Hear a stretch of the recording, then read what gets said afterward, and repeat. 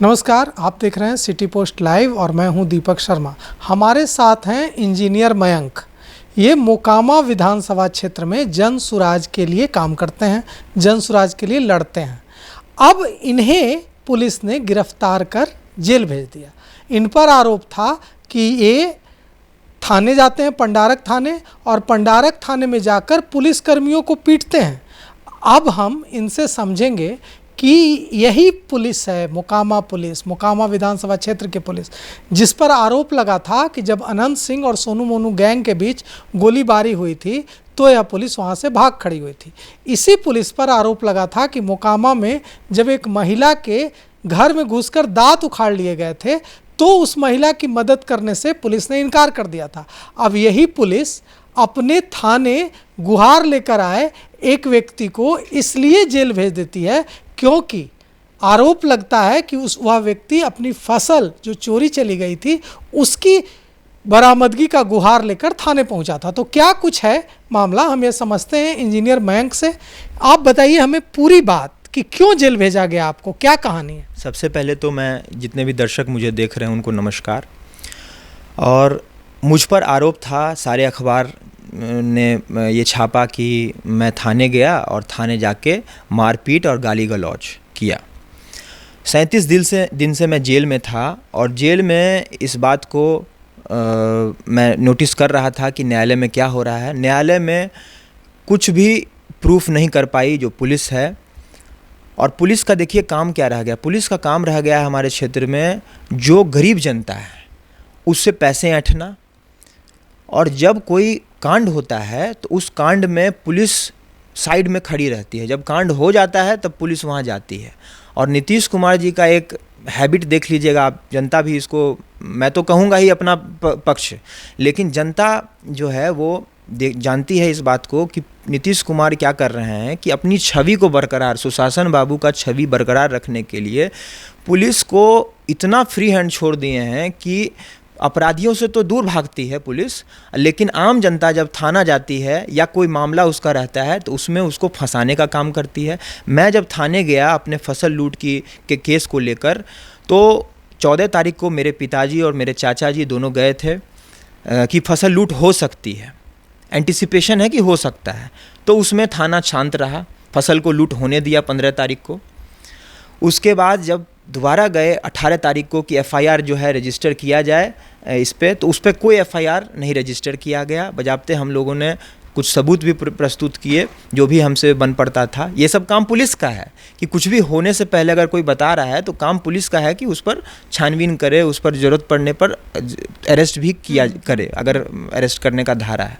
अब विश्वास नहीं कीजिएगा, जब मेरा बेल ऑर्डर आया तो उसमें लिखा हुआ है कि इनको बिना वारंट के अरेस्ट किया गया और इसलिए जो है इनको बेल दिया जाता है।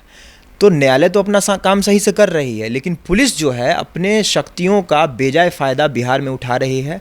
आम लोग, अच्छा मैं तो कहूँगा कि मैं सही हूँ, आप मेरा इंटरव्यू ले रहे हैं, मैं कहूँगा कि मैं सही हूँ। एक बात के लिए मेरे बात को साइड कर दीजिए। किसी आदमी से पूछिएगा, किसी भी सड़क चलते हुए आदमी से, कि क्या आपको सरकारी में कोई काम रहता है, सरकारी डिपार्टमेंट में कोई काम रहता है तो क्या आपको पैसे देने पड़ते हैं? ये सबसे बड़ी बात जो इसमें बोलेंगे कि इसमें जो सबसे बड़ी बात है आश्चर्यजनक वो ये है कि आप पर आरोप है कि आपने थाने जाकर पुलिसकर्मियों को पीटा और इसमें कई पुलिसकर्मी घायल भी हो गए। तो सबसे बड़ा सवाल यह है कि क्या कोई व्यक्ति थाने जाकर पुलिसकर्मियों को मार सकता है जो आम आदमी है? यही सवाल, यही बात हजम नहीं हो रही। मैं इतना पावरफुल हो गया, मेरे 10-15 हाथ हैं, जैसे कि स्पाइडरमैन में रहता है ना एक जो विलेन रहता है उसके 8 हाथ रहते हैं, उसको वो ऑक्टोपस या उसका कुछ नाम रहता है, वो अकेले जो है 10-20 आदमियों को जो है उलझा देता है। मेरे पास इतना पावर हो गया, भगवान करे मुझे इतना पावर मिल जाए, लेकिन मेरे पास इतना संभव ही नहीं है कि कोई व्यक्ति थाने में ही एक किसी भी टाइम में 15-20 जो हैं अफसर और बाकी सिपाही मिल के रहते हैं। तो अखबार भी छापने से पहले ये नहीं पूछती है कि ये खबर सही है या गलत है, कहीं किसी लोकल राजनीतिक दबाव के चलते तो नहीं किया गया। लेकिन मुझे उससे कोई दिक्कत नहीं। मुझे समस्या इस बात से है कि जब मेरे साथ ये हो सकता है तो बाकी जनता। पूरी बात बताइए, क्या हुआ था वहाँ जब आप गए? उसके बाद क्या हुआ थाने जाने के बाद, किससे बात हुई? उसके बाद मेरी बात जो मौजूद उस समय SHO साधना जी थी, उनसे मेरी बात हुई। बातचीत में बहस हुई। बहस मेरा फसल लूट हुआ तो स्वाभाविक है, बहस होना एक स्वाभाविक चीज़ है किसी, तो बहस होने का मतलब ये नहीं है कि आप उसको पकड़ के जेल में। फिर क्या हुआ कि हम लोग जैसे बैठे हुए हैं उसी प्रकार से बैठे हुए थे, और हमारे SHO बाढ़ के जो हैं ये ASP साहब जो हैं वो आते। क्या नाम है एसपी का? राकेश कुमार उनका नाम है। वो आए, आओ देखा न ताओ, मेरे एक सहयोगी के पर हाथ चलाए, और फिर उनके जितने सिपाही हैं वो सारे आकर मुझे पकड़ के बहुत बुरी तरीके से मुझे पकड़ कर जेल में उन्होंने हाजत में बंद कर दिया। तो ये सब हुआ प्रकरण। उसके बाद 11:30 बजे के लगभग मुझे बंद किया गया। उसके बाद मुझे कोई लीगल असिस्टेंस, एक मुलजिम का अधिकार है, मुजरिम नहीं, एक मुलजिम का अधिकार है कि किसी व्यक्ति को अगर आप हाजत में बंद करते हैं तो आपको लीगल असिस्टेंस देना है, वकील से बात करने देना है। तो थाने ने मेरा मोबाइल जब्त कर लिया, कोई लीगल असिस्टेंस मुझे नहीं लेने दिया गया, मेरे घर को इन्फॉर्म नहीं किया गया। वो तो गांव वालों ने देखा कि भाई गांव के ही आदमी बंद हैं, किसी तरीके से उनको पता चल गया, तो मेरे पिताजी 2 घंटे बाद आए, जब उनको पता चला तब वो आए। तो मुझे ये आश्चर्य लगता है कि जब मेरे साथ ऐसा हो सकता है तो बिहार के आम जनता जो कि बहुत ही ज़्यादा एक्सट्रीमली पुअर है, उनके साथ क्या होता है। आपके साथ जो चीज़ें हुई कि आपको कहा गया कि आप स्पाइडरमैन जैसे शक्तिशाली हैं, और आप अकेले 1-2 लोग थाने जाकर थाने के सभी पुलिसकर्मियों को पीट देते हैं, और इतनी बुरी तरह से पीटते हैं कि वे घायल हो जाते हैं। तो क्या आप ये जो आरोप लगाए गए, गलत आरोप, इसकी शिकायत लेकर क्या आप पुलिस के वरीय पदाधिकारियों से, DGP से, ADG से मिलने जाएंगे? मिले गए थे मेरे पिताजी, उन्होंने सारी बातें रखी, और इस पर जो है मिले थे DGP साहब, आदरणीय DGP साहब से मिले थे, और उन्होंने बताया कि उन्होंने निर्देश भी दिया, और इसकी जांच, पूर्ण जांच, मेरे और मेरे फसल लूट दोनों के केस की पूर्ण जांच का आदेश भी दिया है। और जहां तक हो सके उन्होंने फटकार भी लगाई है जो भी संबंधित अफसर हैं। लेकिन इनकी आप हिम्मत देखिए कि इस प्रकार से लोगों को, मेरा तो 37 दिन बर्बाद हुआ, चलिए मेरा बर्बाद हुआ, बाकी जनता के साथ ये क्या करते होंगे आप इमेजिन कर लीजिए। और 37 दिन में ये प्रूफ नहीं कर पाए। मैं कितनी बार एक्सपेक्ट कर रहा था कि प्रूफ होगा, वकील को भी बोला कि ठीक है, अगर मेरी गलती है तो मुझे सज़ा हो जाए तो मुझे कोई दिक्कत नहीं है, लेकिन अगर मैं बेगुनाह हूँ तो जो गुनहगार अफसर है उसके खिलाफ कार्रवाई होनी चाहिए। मेरा मीडिया के माध्यम से भी यही मांग है, सरकार से भी और न्यायालय से भी। एक बात आ रही है कि जन सुराज के नेताओं से पुलिस को थोड़ा ज़्यादा प्रेम हो रहा है। आप पहले नेता नहीं हैं जिनके साथ ऐसा हुआ, और भी आपके जन सुराज पार्टी के नेताओं के साथ ऐसा हो रहा है, तो पुलिस को क्यों इतना प्रेम जाग रहा है जन सुराज के नेताओं के प्रति? देखिए, पुलिस का ऐसा सिस्टम है, मैं थोड़ा टेक्निकल बात करूंगा। पुलिस का जो सिस्टम है वो थोड़ा सा इस प्रकार से बनाया गया है कि वो जो लीडरशिप है, प्रो गवर्नमेंट जो है, एग्जिस्टिंग जो गवर्नमेंट है, उसके तरफ वो चाहे ना चाहे, या हमारा जो समाज है वो जब बहुत अधिनायकवादी समाज है, किसी व्यक्ति को तुरंत वो अधिनायक बना देता है और इश्यूज़ को छोड़ देता है। बहुत बड़ा इशू है पुलिस एट्रोसिटीज़, बहुत बड़ा इशू है हमारे समाज में जो दबे कुचले लोग हैं उनका अधिकार जो है वो नहीं मिल पाता है, ये बहुत बड़ा इशू है।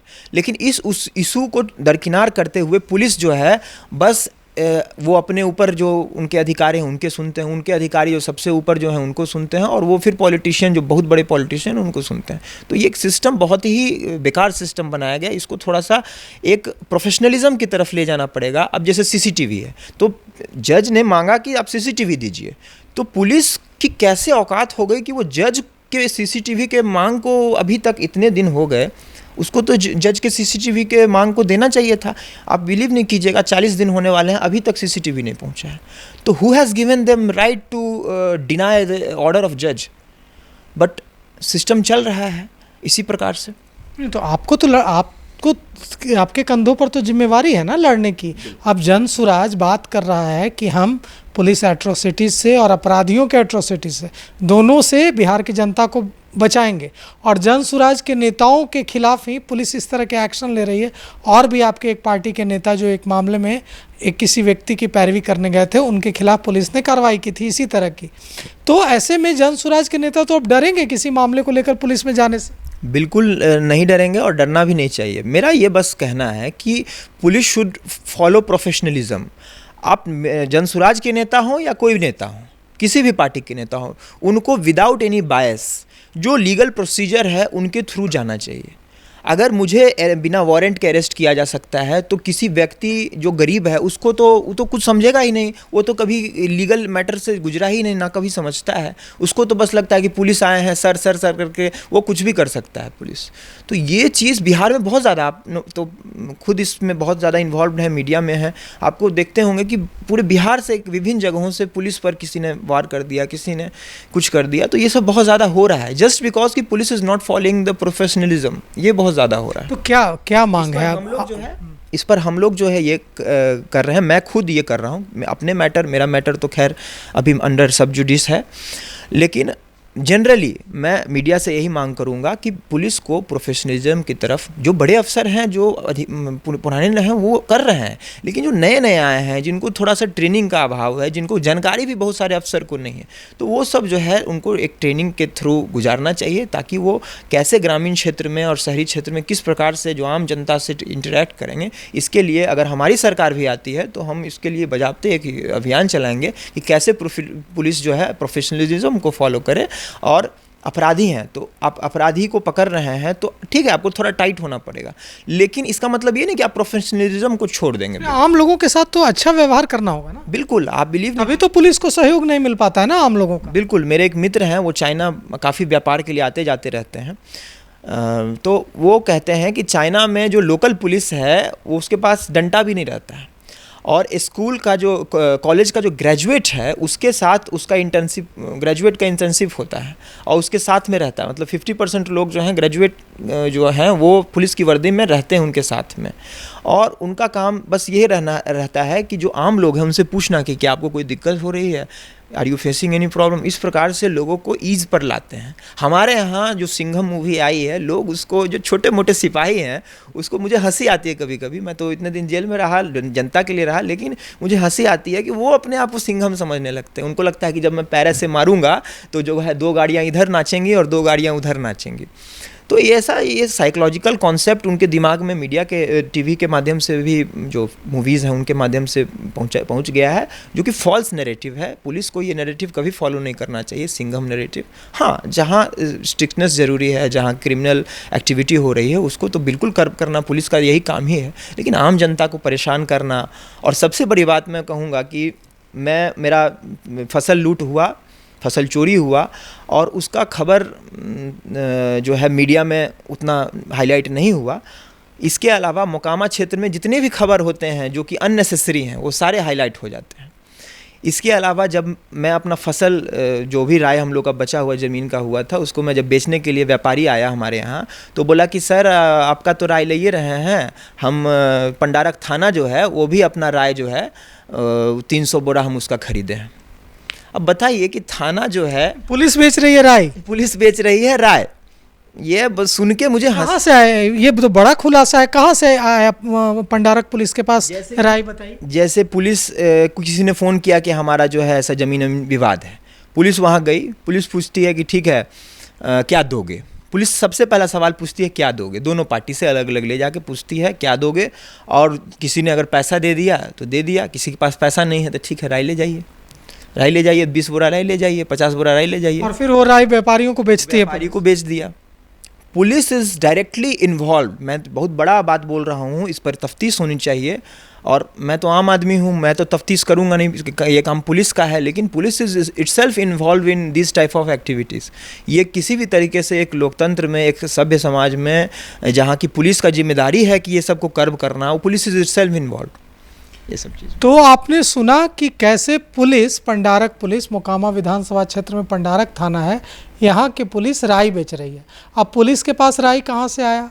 पुलिस राय लूट रही है, पुलिस राय अपराधियों से मिल रहा है पुलिस को राय, या पुलिस कहाँ से ये राय लेकर, मुझे तो आश्चर्य हो रहा है, सही शब्द भी नहीं समझ आ रहा है कि यह जो पुलिस है ये अगर राय बेच रही है व्यापारी को, तो ये तो बड़ा बिजनेस मॉडल है, और ये बिजनेस मॉडल कहाँ से कैसे डेवलप हो रहा है? बिजनेस मॉडल में देखिए सैलरी भी मिल रहा है सबको, ऑफिस भी नहीं खोलना पड़ रहा। अगर आप ऑफिस लीजिएगा, आप खुद ऑफिस लिए हैं, ऑफिस लीजिएगा तो आपको एक एक्सपेंस बियर करना पड़ेगा, स्टाफ का, इक्विपमेंट्स का, मेंटेनेंस का सब बियर करना पड़ेगा।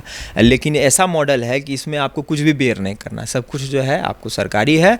आपको एक लीगल ब्लैंकेट भी है, एक आवरण भी है, उस ब्लैंकेट के तहत जो है आप ये काम कर रहे हैं और जनता को बस कुछ करना नहीं है। आप पहुंच जाइए 4 पुलिस के साथ, जनता जो है डर जाती है। तो ये राय बेचने वाली पुलिस नया नाम है बिहार पुलिस का, जो मोकामा क्षेत्र में जो पुलिस कर रही है कि वो राय लूटकर, अपराधियों से, लुटेरों से राय लेकर और उसे व्यापारियों को बेच रही है। तो ये राय बेचने वाली पुलिस पर आप क्या सोचते हैं? क्या आपके साथ भी कभी कोई ऐसी घटना हुई?